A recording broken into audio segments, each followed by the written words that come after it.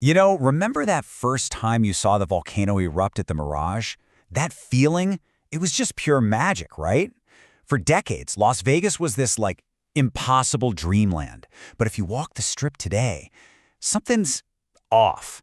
I mean, sure, the lights are brighter, but the soul of the city, it just feels like it's dimming. It's like we're watching a systematic dismantling of the Vegas we all knew and loved.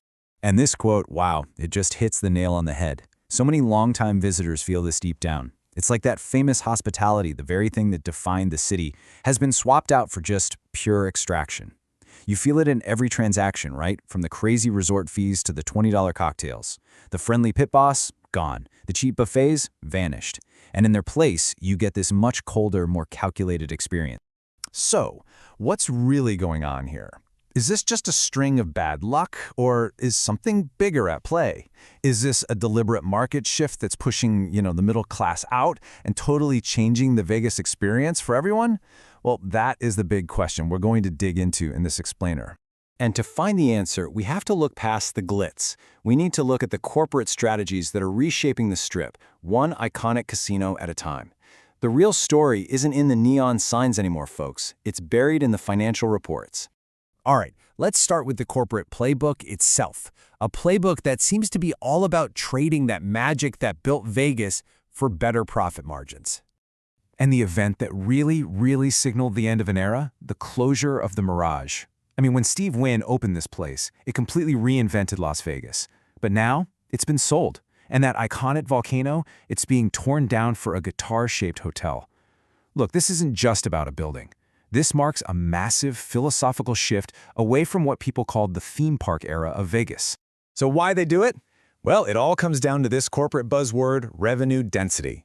The Mirage was sacrificed because its whole model relied on what they call loss leaders, free attractions like the volcano that just pulled in huge crowds. But in the new economics of the Strip, free entertainment is seen as a total waste of prime real estate. Think about it. The volcano didn't generate direct revenue per square foot, but a high-rise hotel room sure does. It's just cold, hard math. Then you have the Venetian, which shows us a different, maybe more subtle problem, the optimization trap. Ever since it was bought by a private equity firm, one of those companies that buys businesses just to streamline them for profit, frequent guests are saying that change is drastic. We're talking understaffed gaming pits, closed sections, declining maintenance. The whole illusion of luxury is just being stripped away. And this is a classic private equity playbook. Buy a premium asset, slash your operational costs to the absolute bone, and squeeze every last drop of short-term cash flow out of it. The prices, they stay high, but the value you get, it totally collapses. Okay, next up, let's talk about a strategy that's becoming way too common. Leveraging a legendary brand name while basically letting the actual property fall apart. Just look at the Tropicana. Its implosion marks a really controversial shift. It was completely cleared out to build a baseball stadium for the Oakland A's, using, get this, $380 million in public funding. Let that sink in. We're watching a historic, tax-generating private business get replaced by a venture that needs a massive taxpayer subsidy. This is Vegas pivoting from a gambling-first economy to a publicly funded sports entertainment town. This whole rebranding playbook is perfectly illustrated by the transformation of Bally's into the Horseshoe. I mean, on the surface, it's a brilliant move by Caesars, right? You take a kind of tired brand and you slap a legendary one on it. But here's the catch. Guests are reporting that once you walk past that shiny new poker room, you find the exact same worn-out carpets and aging infrastructure of the old Bally's. They're selling you the prestige of the Horseshoe name, but they're housing it in a building that is just physically tired. And this all leads us to a fundamental truth of the Strip. Geography is destiny. Sometimes no amount of money can fix a bad location. Which brings us to this powerful metaphor, the zombie casino. These are properties that are, technically alive and functioning, but they have no pulse, no energy. The Sahara is a perfect example of what people are calling location insolvency. I mean, despite a stunning multi-million-dollar renovation, the casino is often just eerily quiet. And why? It's stuck on the isolated northern edge of the Strip, completely cut off from the main flow of tourist foot traffic. So here's the crucial takeaway. Capital cannot fix geography. In the ruthless ecosystem of Vegas, being an island is basically a death sentence.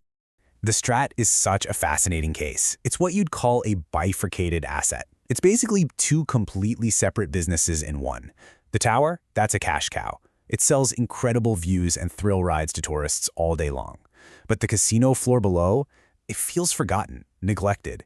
It seems like the ownership has made a strategic choice to just minimize investment down there, probably because the surrounding neighborhood struggles with safety issues, and that keeps the high rollers away.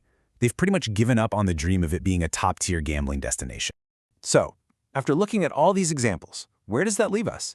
Is the Las Vegas we all loved, is it really gone for good? Well, what we're watching isn't necessarily the end, but it might be the absolute peak of a very specific corporate pattern, the efficiency cycle.